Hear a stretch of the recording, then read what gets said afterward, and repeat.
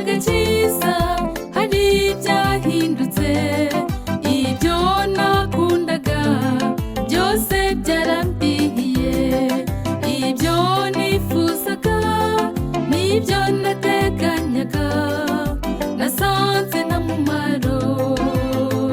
Yesu ampa ibirenze, ni miliyoneri, oya nduta miliyoneri, kuko mfite ibyifuzwa na bose. Yesu yampaye amahoro amwe adatangwa n'iby'isi.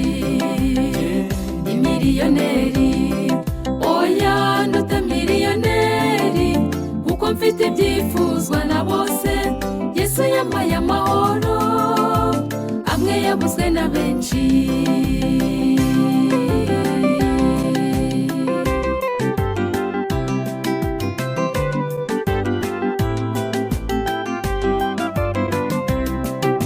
Hari ibyo nakundaga nko kuba icyamamare, umunyamuziki w'umuhanga arangarirwa na bose, cyangwa nkaba miliyoneri, umushoramari w'umukire ninezeza mu ifaranga.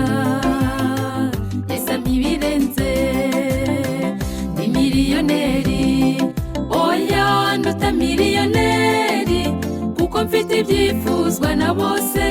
Yesu yampaye amahoro amwe yaguzwe na benshi.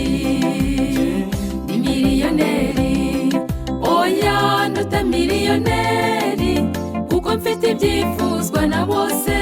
Yesu yampaye amahoro amwe adatangwa n'iby'isi.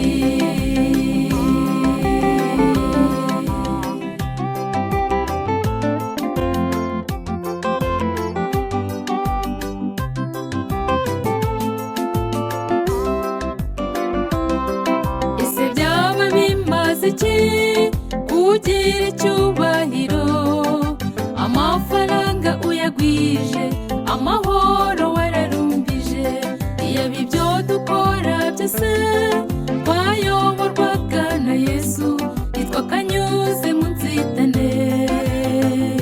Hitamo Yesu, ni miliyoneri, oya nduta miliyoneri, kuko mfite ibyifuzwa na bose. Yesu yampaye amahoro, amahoro y'umutima. Ni miliyoneri, oya nduta miliyoneri, kuko mfite ibyifuzwa na bose. Yesu yampaye amahoro amwe adatangwa n'iby'isi. Ni miliyoneri, oya nduta miliyoneri, kuko mfite ibyifuzwa na bose. Yesu yampaye amahoro amwe adatangwa n'iby'isi.